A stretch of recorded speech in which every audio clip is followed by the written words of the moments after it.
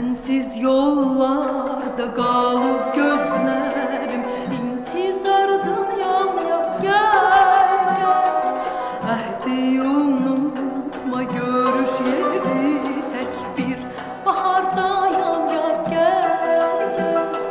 Sensiz yollarda kalıp gözlerim intizardayam yar gel gel.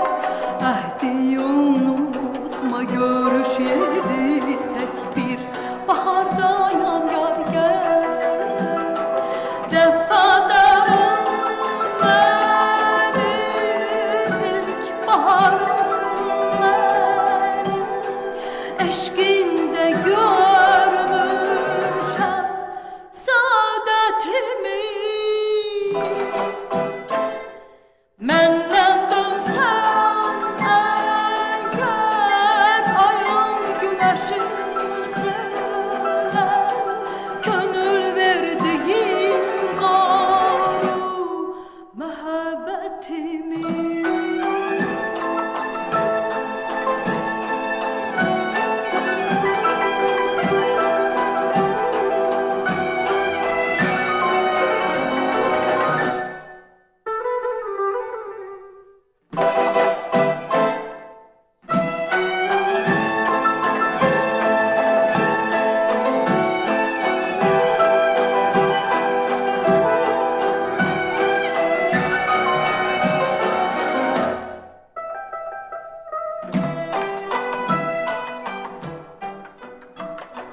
Yorgun deniz tek nurlu gündüz tek ince duygumsan ya gel gel.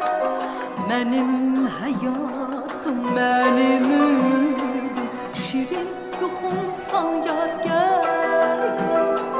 Yorgun deniz tek nurlu gündüz tek ince duygumsan yar gel gel. Benim hayatım benim ümidim şirin yuhumsan yar gel.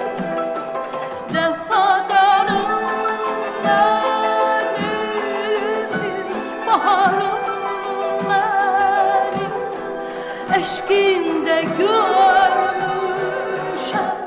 saadetimi.